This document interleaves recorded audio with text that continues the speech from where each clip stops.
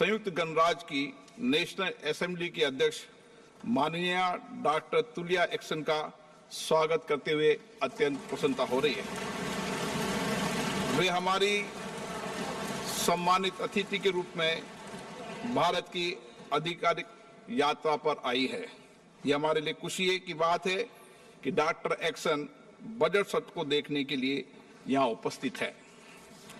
माननीय doctor Tulia action शुक्रवार दिनांक 19 जुलाई 2024 को भारत पहुंची। उन्होंने 21 जुलाई 2024 को आगरा का भ्रमण किया और इस समय वह विशेष बॉक्स में आसीन है।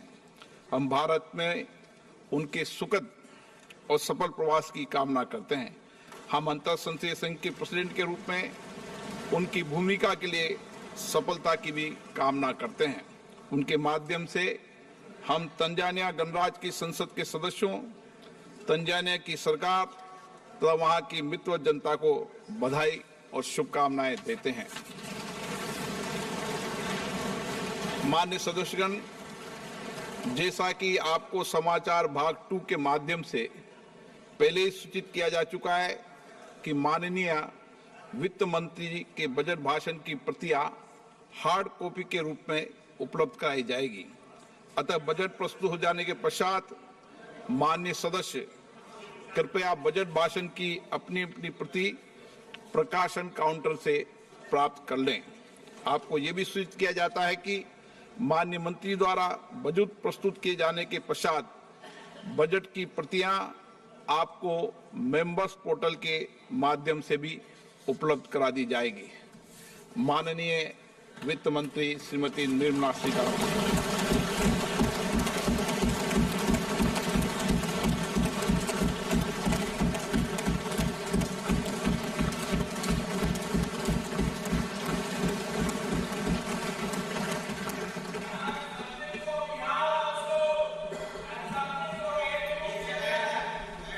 Honorable Speaker, I present the budget for 24-25.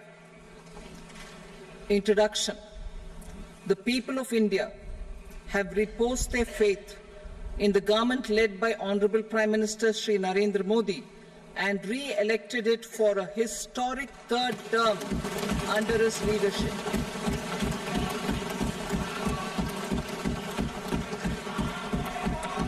We are grateful for their support, faith, and trust in our policies.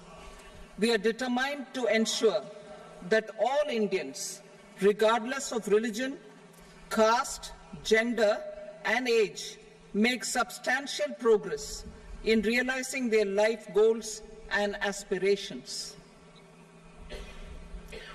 Global context. The global economy, while performing better than expected, is still in the grip of policy uncertainties. Elevated asset prices, political uncertainties, and shipping disruptions continue to pose significant downside risks for growth and upside risks to inflation. In this context, India's economic growth continues to be the shining exception and will remain so in the years ahead.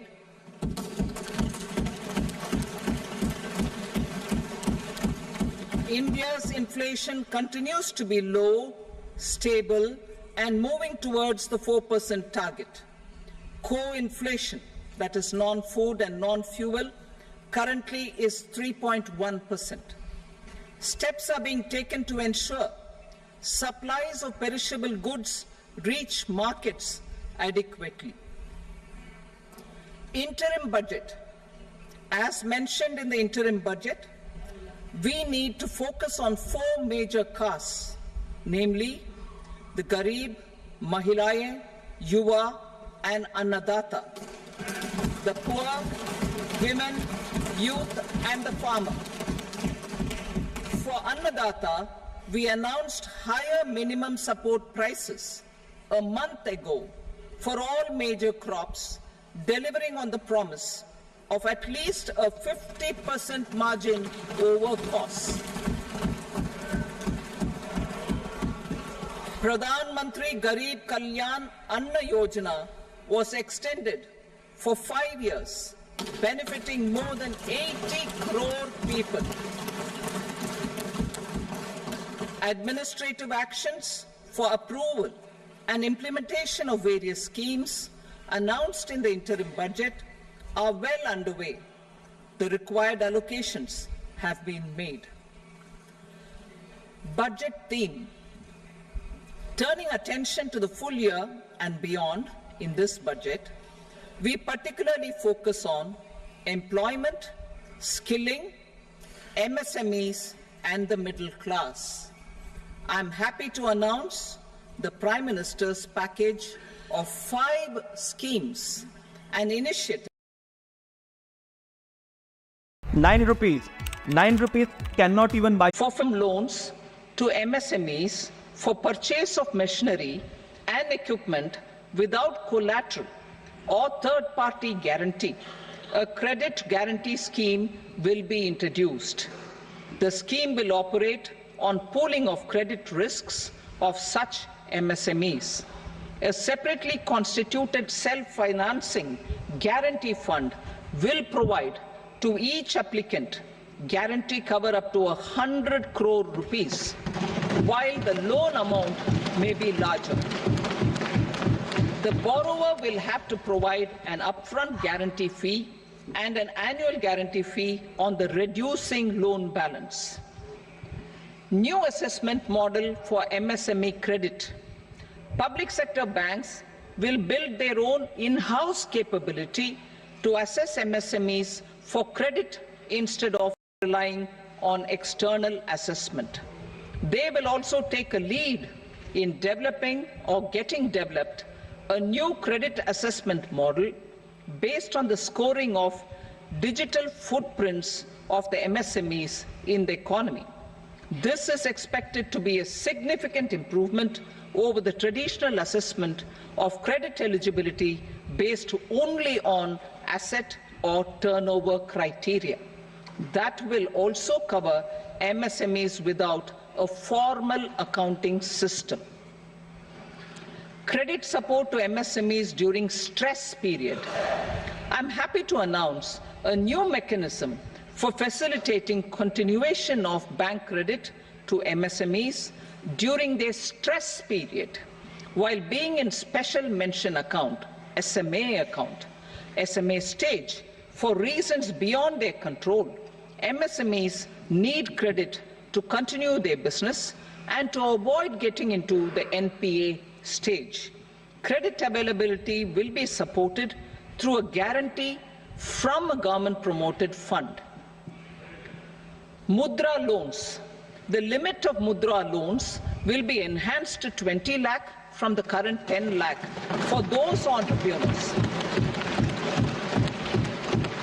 who have availed and successfully repaid previous loans under the Tarun category. Enhanced scope for mandatory onboarding in TREDs. For facilitating MSMEs to unlock their working capital by converting their trade receivables into cash, I propose to reduce the turnover threshold of buyers for mandatory onboarding on the TREDs platform from rupees 500 crore to 250 crore rupees. This measure will bring 22 more CPSCs and 7,000 more companies onto the platform. Medium enterprises will also be included in the scope of the suppliers. SIDBI branches in MSME clusters. SIDBI will open new branches to expand its reach to serve all major MSME clusters within 3 years and provide direct credit to them. With the opening of 24 such branches this year, the service coverage will expand to 168 out of 242 major clusters. MSME units for food irradiation, quality and safety testing. Financial support for setting up of 50 multi-product food irradiation units in the MSME sector will be provided. Setting up of 100 food quality and safety testing labs with NABL accreditation will be facilitated. E-commerce export hubs. To enable MSMEs and traditional artisans to sell their products in international markets, e-commerce export hubs will be set up in public-private partnership mode.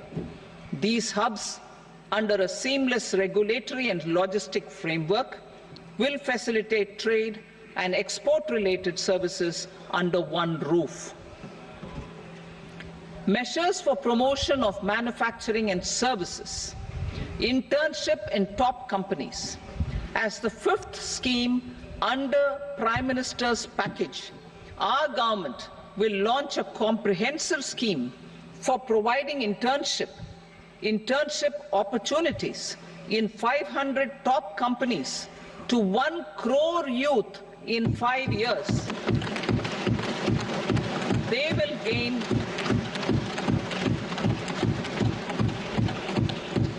will gain exposure for 12 months to real-life business environment, varied professions, and employment opportunities. An internship allowance of 5,000 per month, 5,000 rupees per month, along with a one-time assistance of 6,000 rupees will be provided. Companies will be expected to bear the training cost and 10% of their internship cost from their CSR funds. Industrial parks. Our government will facilitate development of investment-ready, plug-and-play industrial parks with complete infrastructure in or near 100 cities in partnership with the states and private sector by better using town planning schemes. 12 industrial parks under the National Industrial Corridor Development Program also will be sanctioned.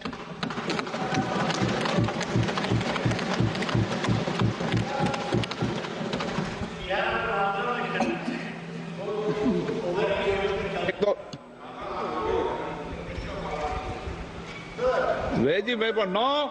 Please, Petty.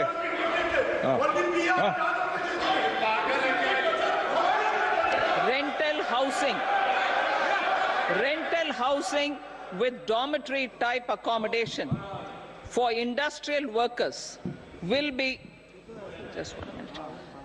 Rental housing, I repeat, rental housing with dormitory type accommodation for industrial workers will be facilitated in PPP mode with VGF support and commitment from anchor industries.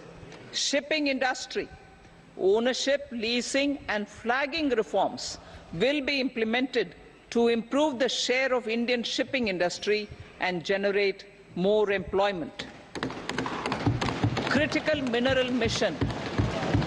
We will set up a critical mineral mission for domestic production, recycling of critical minerals and overseas acquisition of critical mineral assets. Its mandate will include technology development, skilled workforce, extended producer responsibility framework, and a suitable financing mechanism. Offshore mining of minerals. Our government will launch the auction of the first tranche of offshore blocks for mining, building on the exploration already carried out. Digital public infrastructure applications. Turning to the services sector, I propose development of DPI applications at population scale for productivity gains, business opportunities, and innovation by the private sector. These are planned in the areas of credit, e-commerce, education, health, law and justice, logistics, MSME service delivery, and urban governance. Integrated technology platform for IBC ecosystem. An integrated technology platform will be set up for improving the outcomes under the Insolvency Bankruptcy Code for achieving consistency, transparency, timely processing, and better oversight for all stakeholders. Voluntary closure of LLPs. The services of the Center for Processing Accelerated Corporate Exit, CPACE, will be extended for voluntary closure of LLPs to reduce the closure times. National Company Law Tribunals. The IBC has resolved more than 1,000 companies, resulting in direct recovery of 3.3 lakh crore to creditors. 3.3 lakh crore rupees to creditors. In addition, 28,000 cases involving over 10 lakh crore rupees have been disposed of even prior to admission. Appropriate changes to the IBC, reforms and strengthening of the tribunal and appellate tribunals will be initiated to speed up insolvency resolution. Additional tribunals will be established. Out of those, some will be notified to decide cases exclusively under the Companies Act. Debt recovery. Steps for reforming and strengthening debt recovery tribunals will be taken. Additional tribunals will be established to speed up recovery. Priority 5, urban development. Cities as growth hubs. Working with states, our government will facilitate development of cities as growth hubs. This will be achieved through economic and transit planning and orderly development of peri-urban areas utilizing town planning schemes. Creative redevelopment of cities. For creative brownfield redevelopment of existing cities with a transformative impact, our government will formulate a framework for enabling policies, market-based mechanisms, and regulation. Transit-oriented development. Transit-oriented development plans for 14 large cities with a population above 30 lakh will be formulated, along with an implementation and financing strategy. Urban housing. Under the PM Awas Yojana, Urban 2.0, housing needs of 1 crore urban poor and middle-class families will be addressed with an investment of 10 lakh crore rupees. This will include the central assistance of 2.2 lakh crore rupees in the next 5 years. A provision of interest subsidy to facilitate loans at affordable rates is also envisaged. In addition, enabling policies and regulations for efficient and transparent rental housing markets with enhanced availability will also be put in place. Water supply and sanitation. In partnership with state governments and multilateral development banks, we will promote water supply, sewage treatments, and solid waste management projects and services for 100 large cities through bankable projects. These projects will also envisage use of treated water for irrigation and filling up of tanks in nearby areas. Street markets. Building on the success of PM Swanidhi scheme in transforming the lives of street vendors, our government envisions a scheme to support each year over the next 5 years the development of 100 weekly hearts or street food hubs in select cities. Stamp duty. We will encourage states which continue to charge high stamp duty to moderate the rates for all and also consider further lowering duties for properties purchased by women. This reform will be made an essential component of urban development schemes. Priority 6, energy security, energy transition. In the interim budget, I had announced our strategy to sustain high and more resource-efficient economic growth, along with the energy security in terms of availability, accessibility, and affordability.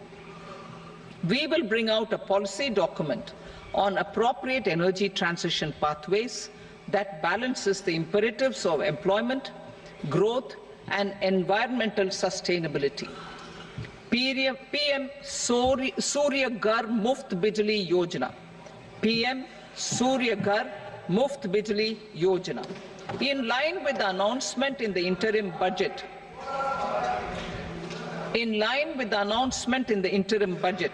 PM Surya Ghar Muft Bijli Yojana has been launched to install rooftop solar plants to enable 1 crore households obtain free electricity up to 300 units every month. The scheme has generated remarkable response with more than 1.28 crore registrations and 14 lakh applications, and we will further encourage it. Pumped storage policy. A policy for promoting pumped storage projects will be brought out for electricity storage and facilitating smooth integration of the growing share of renewable energy with its variable and intermittent nature in the overall energy mix. Research and development of small and modular nuclear reactors. Nuclear energy is expected to form a very significant part of the energy mix for Viksit Bharat. Towards that pursuit, our government will partner with the private sector for 1. Setting up Bharat Small Reactors, 2. Research and development of Bharat Small Modular Reactor, and 3. Research and development of newer technologies for nuclear energy. The R&D funding announced in the interim budget will be made available for this sector also. Advanced ultra supercritical thermal power plants. The development of indigenous technology for advanced ultra supercritical thermal power plants with much higher efficiency has been completed. A joint venture between NTPC and BHEL will set up a full-scale 800 megawatt commercial plant using AUSC technology.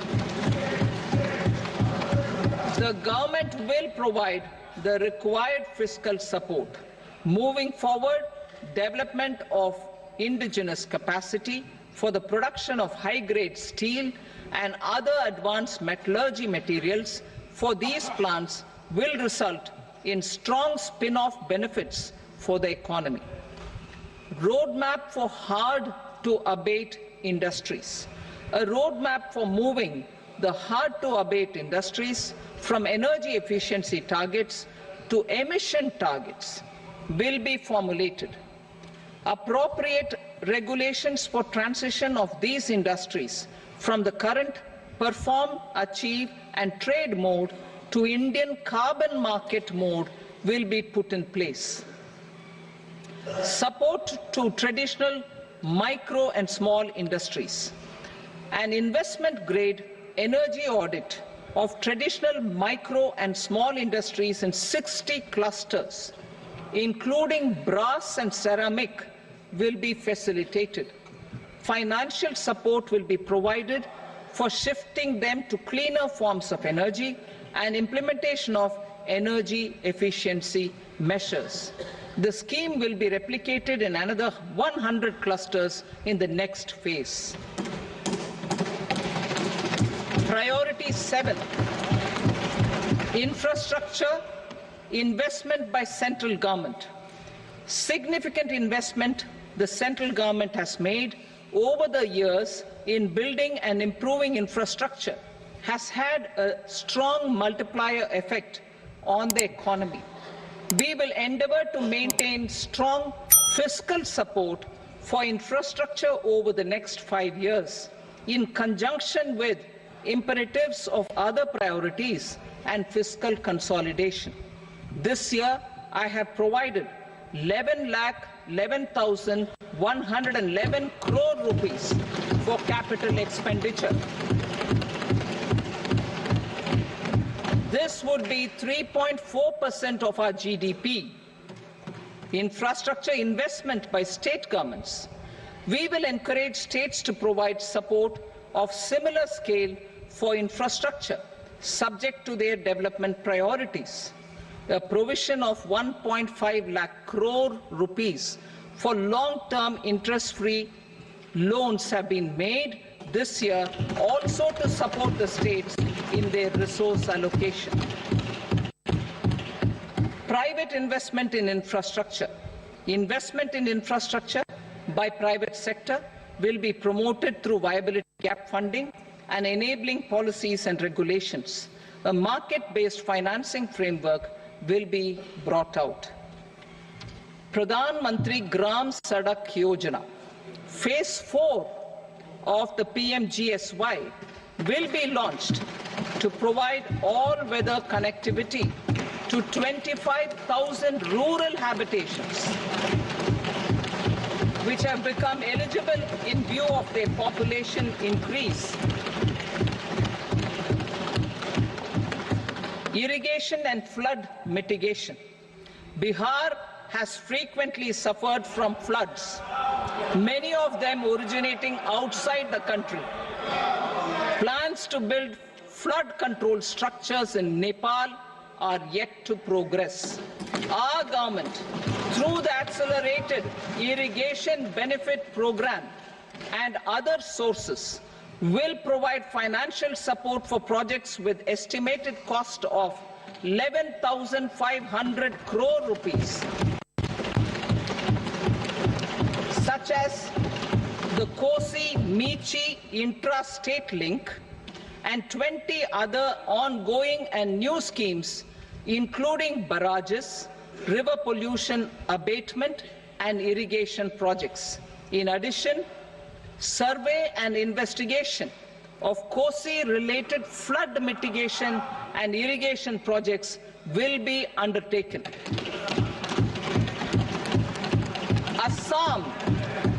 Assam grapples with floods every year by the Brahmaputra River and its tributaries originating outside India.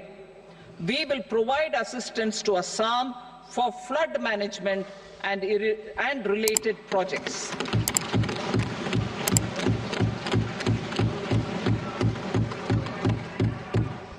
Himachal Pradesh suffered extensive losses due to floods last year.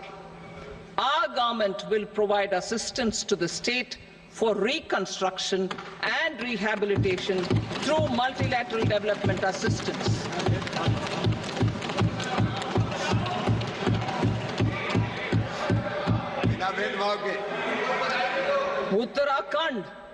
Uttarakhand too suffered losses due to cloudbursts and massive landslides.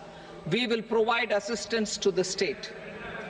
Recently, Sikkim witnessed devastating flash floods and landslides that wreaked havoc across the state. Our government will provide assistance to the state. Tourism has always been a part of our civilization. Our efforts in positioning India as a global tourist destination will also create jobs, stimulate investments, and unlock economic opportunities for other sectors. In addition to the measures outlined in the interim budget, I propose the following measures. Vishnupad Temple at Gaya and Mahabodhi Temple at Bodh Gaya in Bihar are of immense spiritual significance. Comprehensive development of Vishnupad Temple Corridor and Mahabodhi Temple Corridor will be supported, modeled on the successful Kashi Vishwanath temple corridor to transform them into world-class pilgrim and tourist destinations. Rajgir holds immense religious significance for Hindus, Buddhists and Jains. The 20th Tirthankara Muniswarata temple in the Jain temple complex is ancient. The Saptarishi or the 7 hot springs form a warm water Brahmkund that is sacred. A comprehensive development initiative for Rajgir will be undertaken. Our government will support the development of Nalanda as a tourist center, besides reviving Nalanda University to its glorious stature. Odisha's scenic beauty, temples, monuments, craftsmanship, wildlife sanctuaries, natural landscapes and pristine beaches make it an ultimate tourism destination. Our government will provide assistance for their development to Odisha as well. Priority 8, innovation, research and development. We will operationalize the Anusandhan National Research Fund for basic research and prototype development. Further, we will set up a mechanism for spurring private sector-driven research and innovation at commercial scale with a financing pool of 1 lakh crore rupees in line with the announcement in the interim budget. Space economy. With our continued emphasis on expanding the space economy by 5 times in the next 10 years, a venture capital fund of 1,000 crore rupees will be set up.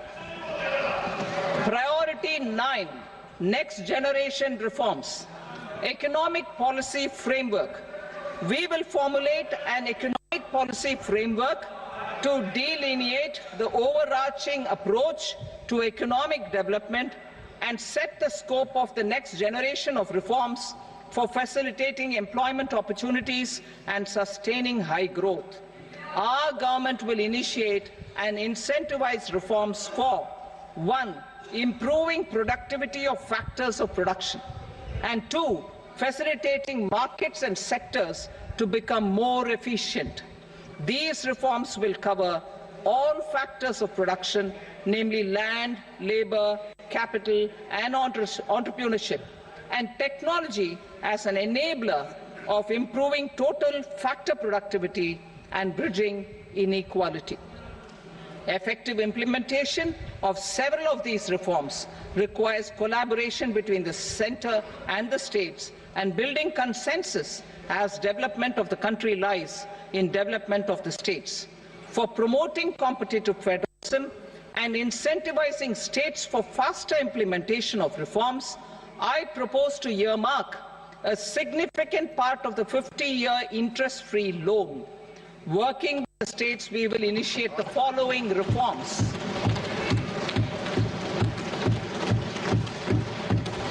Land-related reforms and actions, both in the rural and urban areas, will cover land administration, will cover 1. Land administration, planning and management, and 2. Urban planning usage and building bylaws. These will be incentivized for completion within the next 3 years through appropriate fiscal support. Rural land-related actions. Rural land-related actions will include 1. Assignment of unique land parcel identification number, UL PIN, or Bhu Aadhaar for all lands. 2. Digitization of cadastral maps. 3. Subdivisions, survey of map subdivisions as per current ownership.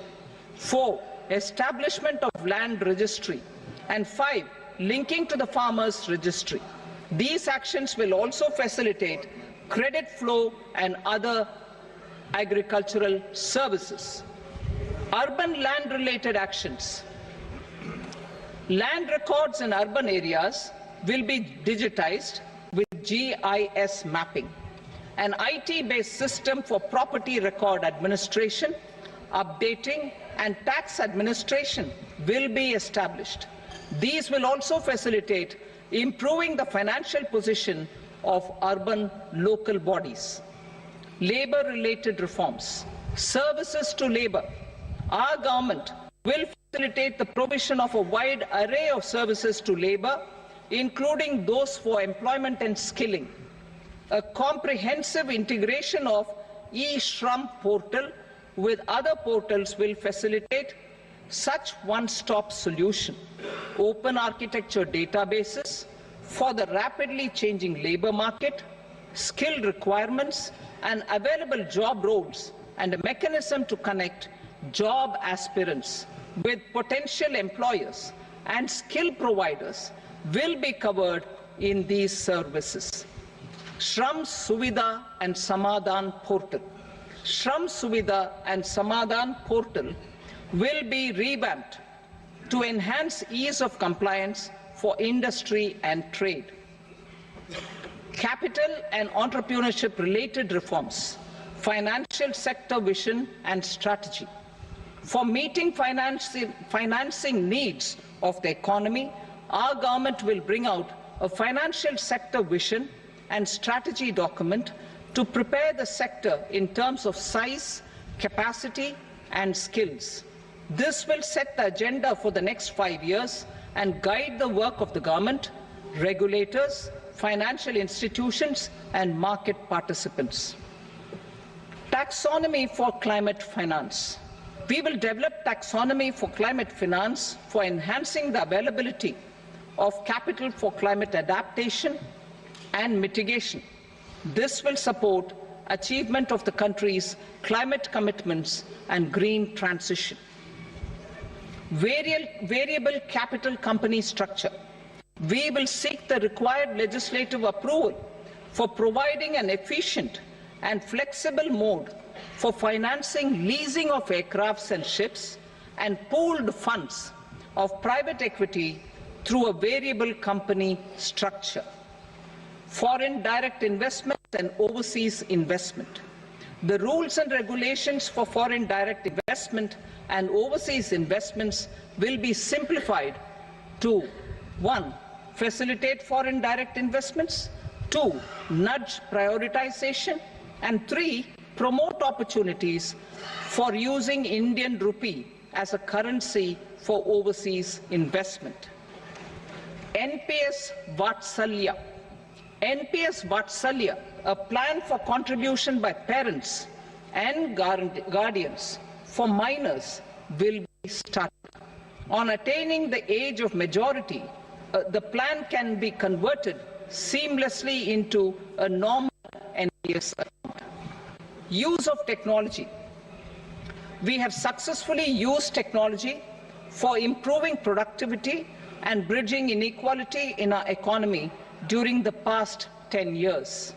Public investment in digital infrastructure and innovations by the private sector have helped in improving access of all citizens, particularly the common people, to market resources, education, health and services. We will step up adoption of technology towards digitalization of the economy. Ease of doing business. For enhancing ease of doing business, we are already working on the Jan Vishwas Bill 2.0. Further, states will be incentivized for implementation of the business reforms, action plans, and digitalization. Data and statistics. For improving data governance, collection, processing and management of data and statistics, different sectoral databases, including those established under the Digital India Mission, will be utilized with active use of technology tools. New pension scheme. The committee to review the NPS has made considerable progress in its work. I am happy happy that the staff side of the National Council of the Joint Consultative Machinery for Central Government Employees has taken a constructive approach. A solution will be evolved which addresses the relevant issues while maintaining fiscal prudence to protect the common citizens. Budget estimates for 24-25. For the year 24-25, total receipts other than borrowings and the total expenditure are estimated at 32.07 lakh crore rupees and 48.21 lakh crore rupees respectively. The net tax receipts are estimated at 25.83 lakh crore rupees. The fiscal deficit is estimated at 4.9% of the GDP. The gross and the net market borrowings through dated securities during 24-25 are estimated at 14.01 lakh crore rupees and 11.63 lakh crore rupees respectively. Both will be less than that in 23-24. The fiscal consolidation path announced by me in 2021 has served our economy very well, and we aim to reach the deficit below 4.5% next year. The government is committed to staying the course. From 2026-27 onwards, our endeavour will be to keep the fiscal deficit each year such that the central government's debt will be on a declining path as percentage of GDP. I will now move to Part B.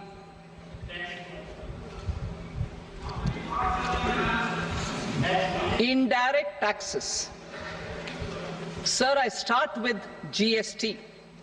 It has decreased tax incidence on the common man, reduced compliance burden and logistics cost for trade and industry, and enhanced revenues of the central and the state governments. It is a success of vast proportions. To multiply the benefits of GST, we will strive to further simplify and rationalize the tax structure and endeavour to expand it to the remaining sectors. My proposals for customs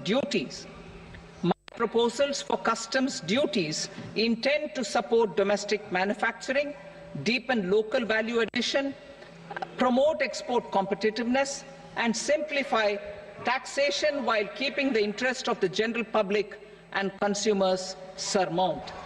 In Budget 22-23, we reduced the number of customs duty rates. I propose to undertake a comprehensive review of the rate structure over the next 6 months to rationalize and simplify it for ease of trade, removal of duty inversion, and reduction of disputes. I shall now take up sector-specific customs duty proposals. Medicine and medical equipments. To provide relief to cancer patients, I propose to fully exempt 3 more medicines from customs duties.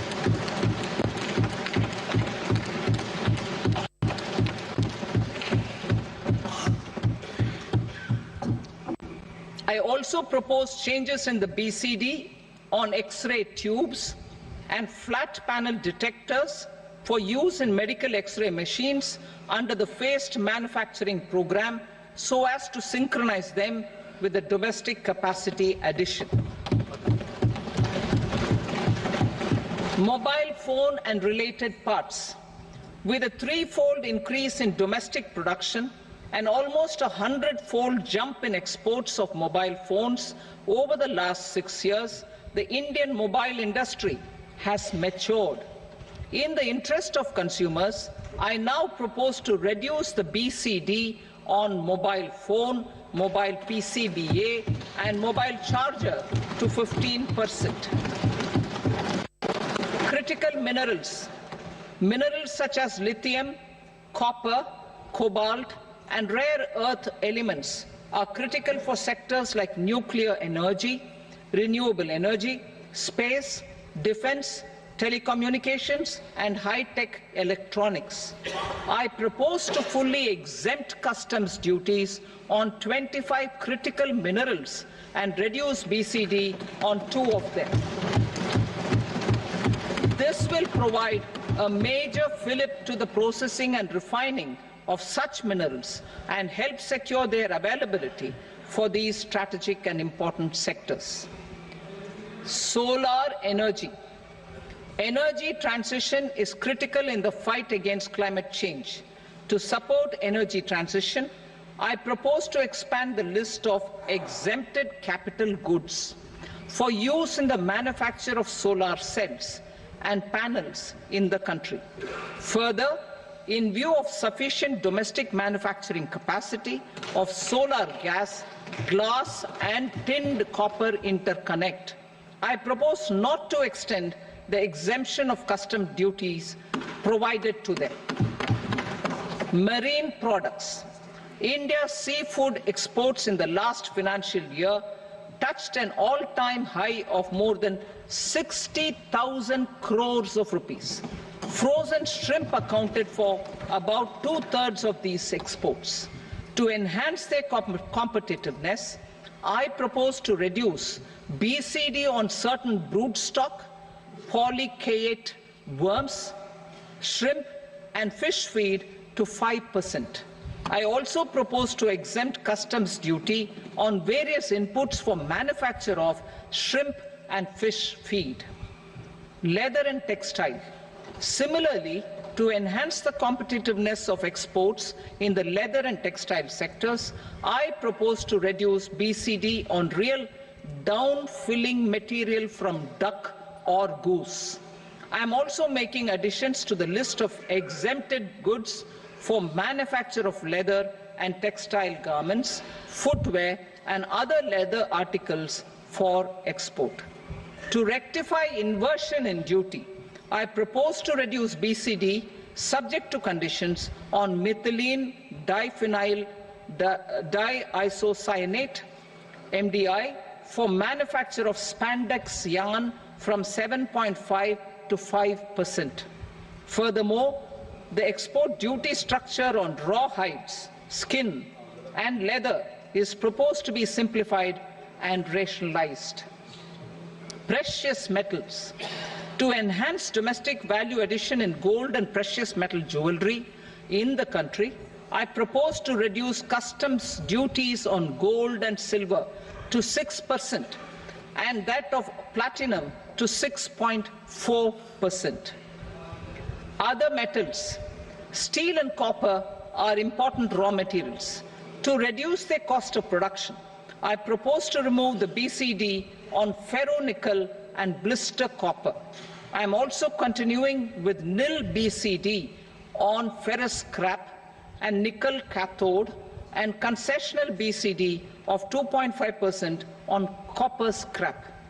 Electronics. To increase value addition in the domestic electronics industry, I propose to remove the BCD subject to conditions on oxygen-free copper for manufacture of resistors. I also propose to exempt certain parts for manufacture of connectors. Chemicals and petrochemicals. To support existing and new capacities in the pipeline, I propose to increase the BCD on ammonium nitrate from 7.5% to 10%. Plastics. PVC flex banners are non-biodegradable and hazardous for environment and health. To curb their imports, I propose to raise the BCD on them from 10 to 25%. Telecommunication equipment. To incentivize domestic manufacturing, I propose to increase the BCD from 10 to 15% on PCBA of specified telecom equipment. Trade facilitation. To promote domestic aviation and boat and ship MRO, I propose to extend the period for export of goods imported for repairs from 6 months to 1 year. I'll read that again. To promote domestic aviation and boat and ship maintenance, repair and operations, I propose to extend the period for export of goods imported for repairs from 6 months to 1 year. In the same vein, I propose to extend the time limit for re-import of goods for repairs under warranty from 3 to 5 years. I now move to direct taxes.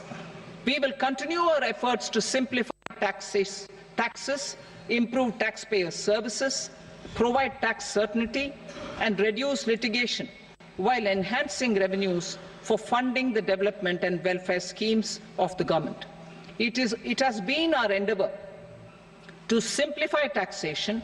We have taken a number of measures in the last few years, including introduction of simplified tax regimes without exemptions and deductions for corporate tax and for personal income tax. This has been appreciated by taxpayers. 58% of corporate tax came from the simplified tax regime in the financial year 22-23. Similarly, as per data available till now, for the last fiscal, more than 2/3 have availed the new personal income tax regime. Comprehensive review of the Income Tax Act. I am now announcing a comprehensive review of the Income Tax Act 1961. The purpose is to make the Act concise, lucid, easy to read and understand. This will reduce disputes and litigation, thereby providing tax certainty to the taxpayers. I will also bring down the demand embroiled in litigation. It is proposed to be completed in 6 months. A beginning is being made in the Finance Bill by simplifying the tax regime for charities, tedious rate structures, provisions of reassessment and such provisions, and capital gains taxation. Simplification for charities and tedious. Two tax exemption regimes. The two tax exemption regimes for charities are proposed to be merged into one. The 5% TDS